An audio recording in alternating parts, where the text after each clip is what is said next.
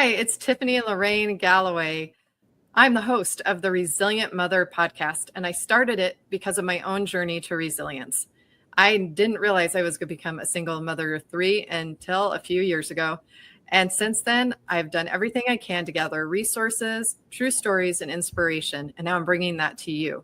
And I have a new co-host with me. So I'm Catherine Tyson Soil, and I too was a single mother, and so been there, done that, got the t-shirts, and I think I can share a lot of really exciting things to get us through a very tough but very rewarding time in our lives. It's crucial. Being mothers, we are creating the future. So Tiffany, you and I were on this train together, and I'm very excited about bringing amazing women's stories, mothers, help and resources and excitement, and just learning from you and learning from me and learning from all of us just how to be resilient, how to take care of ourselves, how to take care of our children, because as we say on the Resilient Mother podcast, happy mothers, happy children, happy homes is the goal. And that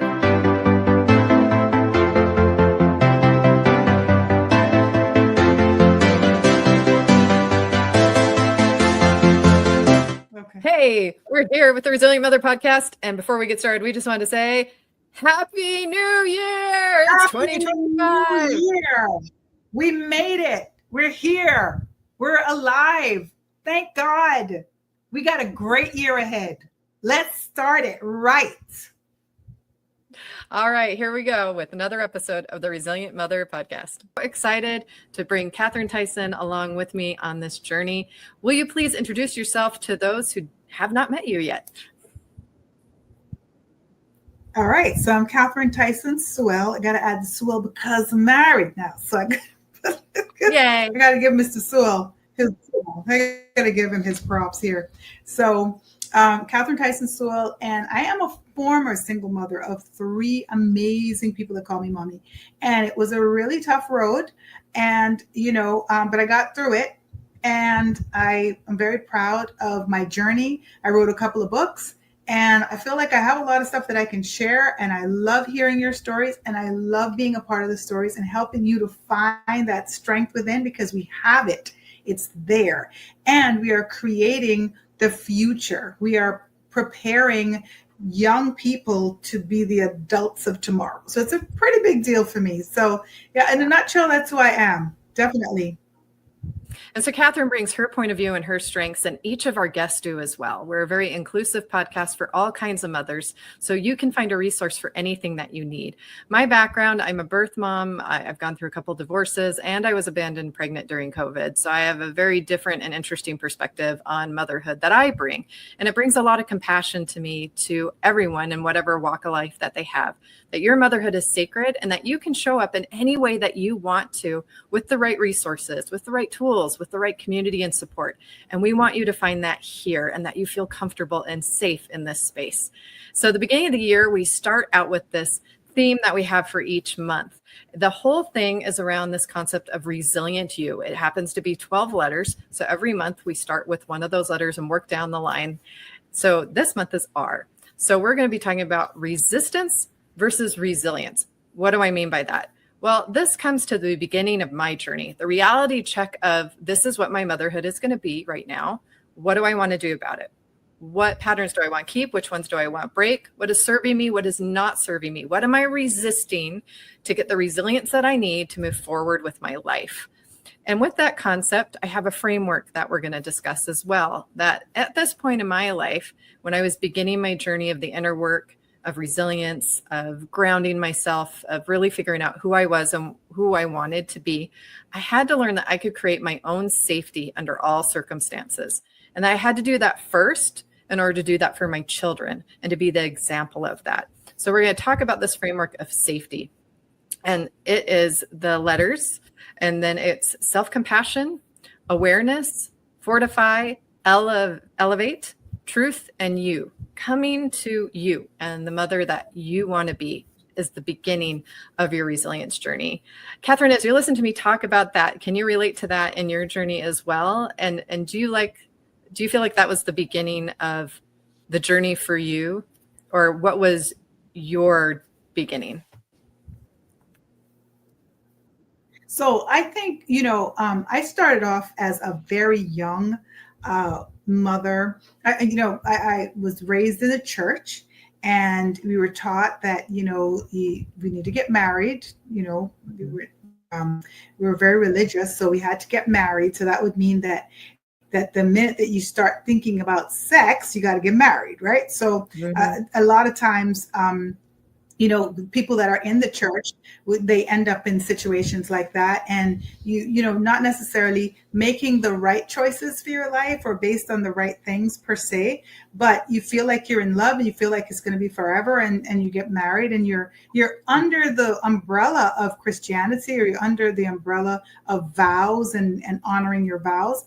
And I think at 20 years old, you don't know a lot of stuff. You think you know a lot of Yeah. stuff. And I became a mother at 21. And by the time I was 26, I had 3 little children and basically a broken marriage. And so here I was, a 26-year-old with 3 little kids, and just really having to make some decisions about these 3 people who did not ask me to be here. And so that in itself is definitely resilience. It really is it was about me taking my mind off of me for a second and looking at the bigger picture. I got 3 people that will be adults one day. And how do I ensure that the mistakes of the adults around them, or the failures of the adults around them, don't affect their lives in the long term?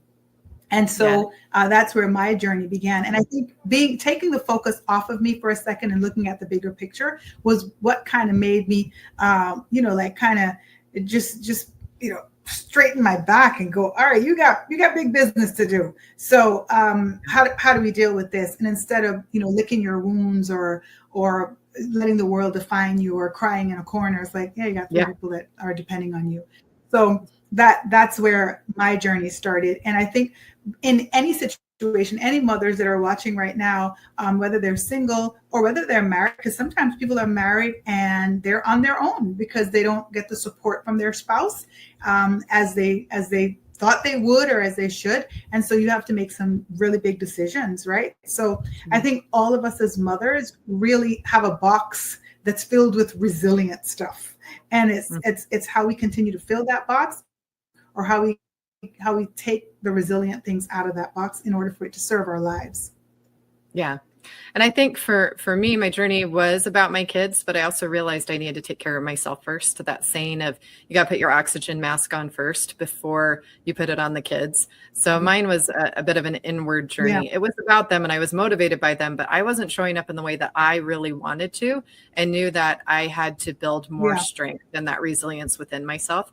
And so for me, it started with the S, the safety of self-compassion, which may not be where everyone's journey is, but for me, I had a lot of this chameleon kind of way of living for survival mode in a very narcissistic home growing up. So it was very much about, who did they need me to show up as? Who did they need to show me up as? Well, as a single parent, you can't ask your 3 kids, who do you need me to show up as? It doesn't work that way. So I had to figure out between me and God, okay, what do I forgive myself for that I didn't know? What are those patterns that have not served me in my life? And I found I needed to be a chain breaker of a lot of things. And a lot of things, I just didn't know what I didn't know. So I needed to forgive myself. I needed to accept myself exactly where I was at. Where was it where I wanted to be? I never pictured being a single parent, but I always knew I was going to be a good one. And that's what I stepped into. And so that may be the beginning of your journey. But I think, too, it took this level of honesty with myself I had never had before, to really slow down, think through my thoughts, feel my feelings, work through things I had stuffed or I was avoiding. And it was so freeing because it let me take my power back from a lot of the abuse, a lot of the trauma. Well, that's great. I mean, that's just hearing that from you. It just almost reiterates to me why the 2 of us are going to work so well together, because we do come from 2 very different frame of minds, and it could be cultural, it could be racial, I don't know, but I don't think like for a second that I thought about myself. It took a very long time for me to actually think about myself, but I can say by the grace of God, I was able to take care of these people because my focus was, they cannot be messed up. They can't be messed up. And it was based on my family, and, I had 2 sons and a daughter. So there were messed up people in my life. I'm like, these are not going to be messed up people. But it took me a while before I actually was able to look at me as a whole person and how do I take care of me. So I think that the ladies that are watching or listening to us right now probably can just see themselves in both of these stories. And if you have not taken a look at yourself, then I would take a page out of Tiffany's book and do that now, because I think for me, it took far too long for me to start looking at myself. But thankfully, by the grace of God, my kids were okay, and I had gotten them to safety. But when it was time for me to start looking at me, I started to really bump my leg, or buck my toe, as they would say in the island, where I had to learn. I had to look like, Catherine, what are you doing? You gonna take care of you? What's happening here? Because I no longer had little people that I needed to take care of. But I was like protecting them. But then when they were okay, it was like I forgot to protect me. So I love the fact that we have 2 very different standpoints that we're coming from, because we can really share, and women that are watching and listening can resonate with these stories, because it is important to put on your mask first. And I don't know if Caribbean women or women of color are just all about taking care of everybody else. I don't know. It could be that. But it takes us a while for us to really stop and go, nuh-uh, no more of that. No more. I'm going to be looking at me, and it's okay for me to say no. And it's okay for me to be selfish, because it's okay. Yeah. Well, and I think I had been kind of the third parent growing up. So there was a lot of taking care of everyone else a lot of my life. So I think that's why I came to it sooner, because I had already lived a life of sacrifice, being rewarded, sacrifice for everyone else and get rewarded, sacrifice for everyone else, you get rewarded. And I just got to a point of like, I gave too much of myself away.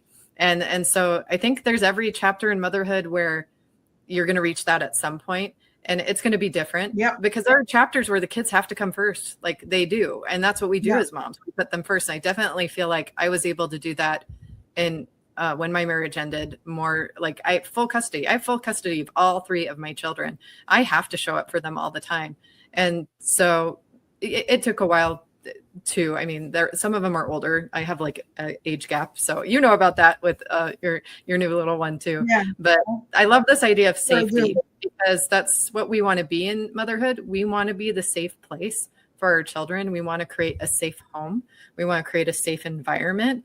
And I think when we take the time to figure out what is going to make that a resiliently safe home, and what are we resisting that we need to change, whether that's ourselves, whether it's a pattern, whether it's a habit, there's these things that we resist. And the more that we resist them, the more prevalent they are. If we would just kind of give in to those feelings, those emotions, or accept the situation, then we're able to look at, okay, what can I control?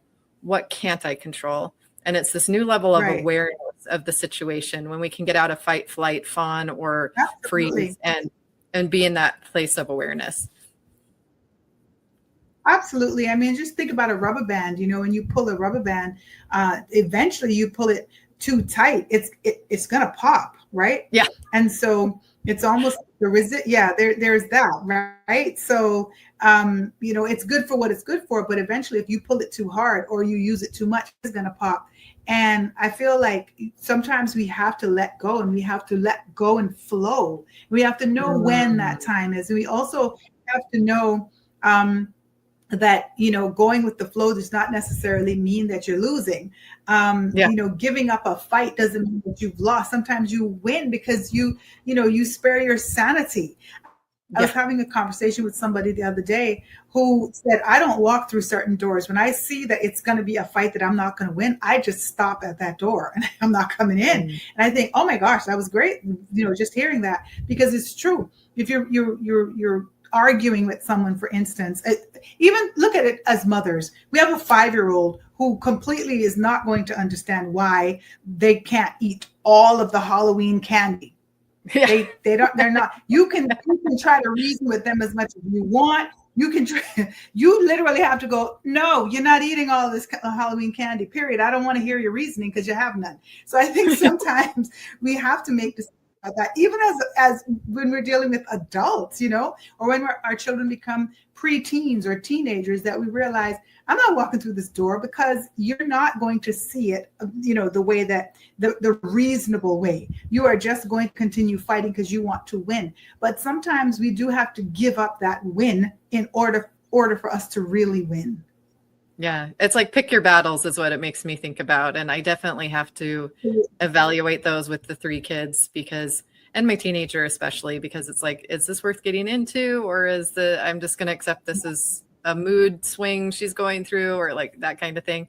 And then trying to remember from my point of view, who did I need at that age really helps me pick what the battles are. Like, who would I have needed in that moment? Because I often didn't have who I needed. So what would I have needed? Who and what did you need? Like who you needed, but what did you need? So putting yourself in the in the place of that person. And I do this with I have an almost 2-year-old. And the other day, because I started over, and the other day I heard the babysitter, and there was a big thing going on in the bathtub, and she was screaming. She just did not want to be.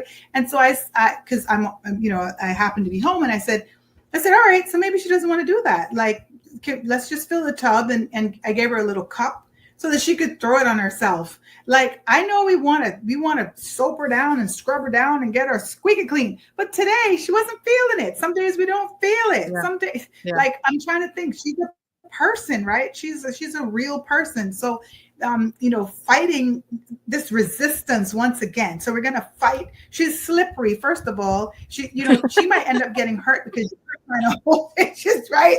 She's slippery, like literally slippery this time, not figuratively, And so let's just step back. And she's like a whole person. So she has her own mind. Like, she doesn't want to do this. You know what? She had the greatest time with this little cup. She was just like throwing it on herself. She was like, oh my gosh, it was the best fun she'd ever had. And before it was this wailing, like screaming, like, oh my gosh, like somebody was like crucifying her. So I think sometimes really like just put ourselves in that position and go, all right, what do they need right now? What's the bigger deal? Is there a really big deal for me to have her soaked from head to toe?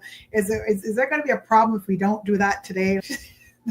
There was a creative solution. There was another way. Exactly.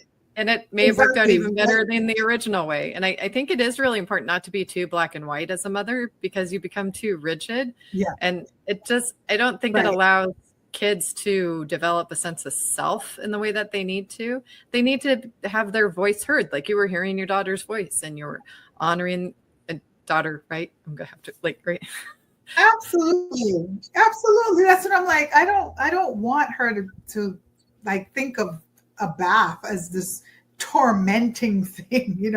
I don't want her to think of bedtime as a torment. I don't want her to think of taking medicine because she has a cough as a torment. I don't want her to think of just using the bathroom, potty training. I don't want her to think of these things as torment. So how do I step back for a second and think, okay, what is she thinking right now? What's going on with her? Mm-hmm. And I know as a working mother, sometimes we're too busy to stop and think like that.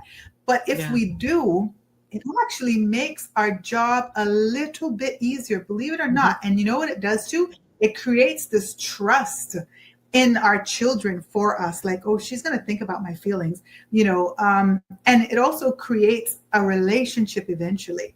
So even with this teenage stuff that you're going through, when you start, working with your teenager a little bit, where you're thinking about what do they need, what do they want, you're creating a relationship. You're creating this great longevity that you would experience with them. Because now I have 3 adult children that I have an amazing relationship with. And I mean, they're my 3 best friends, know? So, and that's awesome. Like I have these amazing people in my life that I can talk on the phone with for an hour. I can get great advice from. I have my husband, that's my partner, that's my best friend. But I also have these 3 people that I kind of fought the world, to get them where they are. And so I think as mothers, we have to always consider the future. What seeds are we planting in them? How are we helping them to be the best person, but also the best parent that they can be as well? So resistance, sometimes we gotta just like ease up. ease up a little bit. Don't let that rubber band pop, because somebody's going to get hurt probably. And I think that brings us to the next part of the framework, which is fortify. Are you doing the things that are fortifying the relationship? Are you doing the things that are building those safe boundaries in your home? Like, there was a way to give a bath that was still safe. That was just a little different, but still fit within a way that fortified the way the house had rules. It is still bath time. We just found a different way of doing it tonight. And it fortified the relationship with that child as well. Because one guest that we had on last year said that before she says anything to her kids, she really thinks about, what if these were my last words? Do I really want these to be the last words that sit on my child? And I just really thought that was a really good thing to think about. That's deep. Yeah, that's deep. That's deep. Absolutely. And I think, and to your point also, it doesn't mean that that's how bath time will be every night. It just means that we can pivot a little bit. We can change the rules. We can adjust sometimes, right? We're getting it done, but it doesn't mean it has to happen all the time, because maybe tomorrow night she's going to want to sit in the tub with all the bubbles and the suds, right? So we can get to it. So it's just that being so rigid sometimes, even in relationships like marriages, relationships with your siblings, with your parents, it's the same. It's kind of the same principles in some ways. So if you're looking for success in those relationships, you have to look at, what are you putting in, the fortifying, how are people feeling? Because what you said about that guest saying, is this going to be the last thing that I say? It's also, how do you leave people feeling? Like, how do they feel in your presence? And I know a lot of children they'll tell you they don't like their parents. Like, when I teach, so I'm a social worker, but I also teach a lot of classes. And I've heard people say that, I hate my mom. And right away, I never, I love you, Miss Catherine, I love you. I never take that as a compliment, like, oh, they love me and they hate the parent. I go, oh, what do you mean? Your mom loves you. Like, I'm fighting for your parents. I'm going to help you fight for your parents, right? I'm going to be like, no, maybe your mom, might need to say things a little differently to you, but trust me, your mom loves you. Your dad loves you. So how do you leave people feeling? And so when we start looking at our children as people, they're people, and we put ourselves in their position, it just things just start to come together a little bit better. Absolutely. And I think the biggest realization, that the best advice I was given, is when someone told me they're all going to be different and that's okay. Because that can bring me to the next part of our framework, which is evaluate, because that helps me realize that means every child needs approached differently. They're going to develop at a different way. Our relationship's going to be a little bit different. And that's great, because then I can meet them where they're at and I can adjust to their personality versus mine. And that doesn't mean there aren't like general house rules or different things like that, but it just means like, one has more interest in doing this chore than the other one. That's okay. Let's build on the fact that they like that. We're going to learn all the chores, but that's okay if you favor one. That's fine. I favor some too. So let's work together as a family and what works for each individual and helps them. Well, isn't that like so brilliant that you would even say that? Because you have more than one kid. I always tell people that have one cute little kid, I'm like, oh, it's so cute. Look at you with your one kid self. Like, you only have to worry about one person. You only have to think about what one person is thinking, and But when you got like, you have like a daycare, or you got like people say a prison yard. You got like all these. You have so many different personalities. Like, what's Joey thinking? What's Jane thinking? What's Mary doing? Like, it is true. It really is, and seeing them as individuals, because they are individuals, and what works for one might not work for the other. So yeah, you're going to have house rules. Yes, you're going to have, basic things that everybody has to follow. But you're right. If one likes to wash the dishes, why don't we work that out? She likes to wash the dishes, but she doesn't like to mop. Does someone like to mop? Can we work it out?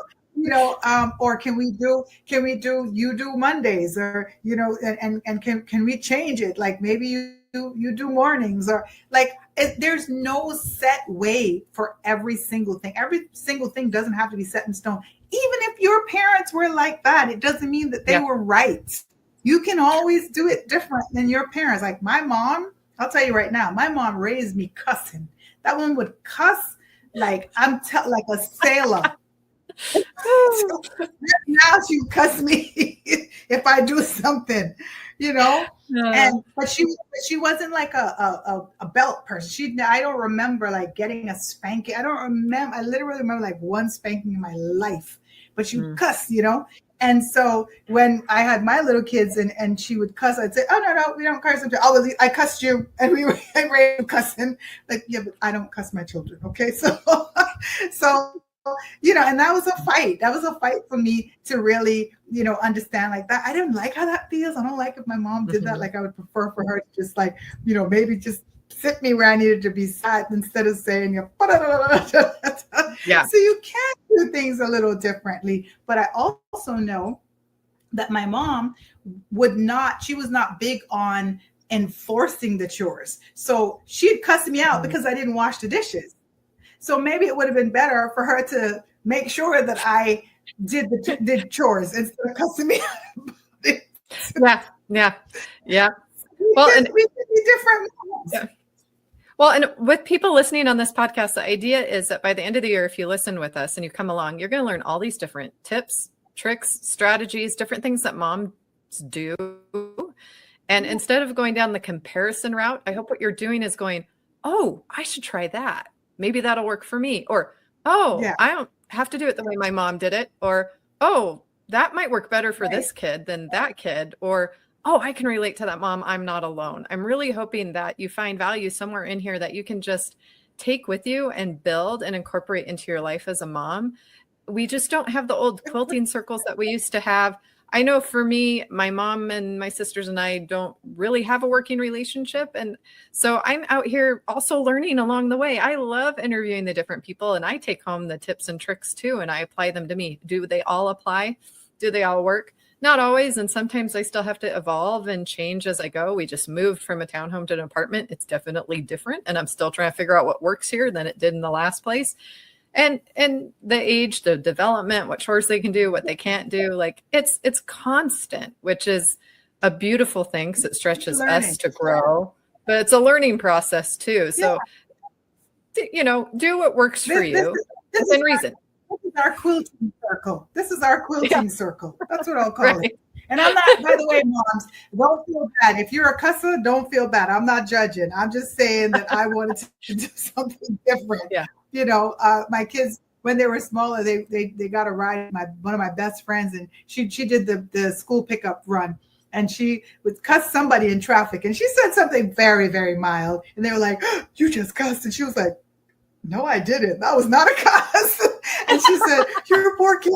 They don't know what cuss words really are." And I thought that was so hilarious, you know, because my kids, trust me, if I don't cuss, I get nothing done. So, you know, hopefully this will be a very fun space. This is, you know, this is what we're trying to create, right? You've done a really amazing job, Tiffany, of bringing it this far. And I'm really excited about how far we're going to go. I'm looking forward to you know, the year filled with just lovely women coming on, sharing their story, and the experts as well, and some fun giveaways, and just having fun with the whole process, because it's tough. You know, motherhood is tough. I tell people every day, it's tough, but it's easy also.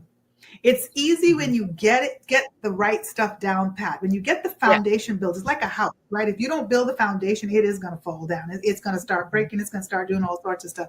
But if you get the foundation right, and I just, you know, I know all of the work that it takes, like the potty training and the sleep training, all that stuff that's really tough. But if you really stick to it and you do it, it becomes smooth sailing, because all of a sudden you got people that are reasonable. You can talk to them. They get it. They trust you. It's just, I love it. It's great. It's great. It's tougher than a relationship with your partner. That's tougher because you can't tell them to sit down and be quiet. Ever. Well, and they idolize us for quite a while, and it's nice, but then it changes, it evolves. But I definitely agree with you that, you know, motherhood is a journey, and it looks different for all of us, but it's your journey. You get to decide how you show up in it, and you get to love those kids on the way. And the fact that you're listening to something like this shows, and that you care. I want to say to you right now, you're enough. You're doing enough because you're making the effort. And maybe you're not getting it all right yet. Don't be so hard on yourself. Our world needs more moms today No, that feel that they're doing a good job. And you got tomorrow. If God grants you another day, you got another day. So it's okay. The rest your pretty head, breathe through it. Look at what you did, how it went. Look at the things that worked, the things that didn't. Pray about it, and tomorrow do it again. That's it. That's exactly what it's all about. So don't beat yourself up, and don't think that you need to be perfect, because you don't. And then if you like what you're hearing, come on, tell us your stories. Sign up to come on the show, but share us with your networks.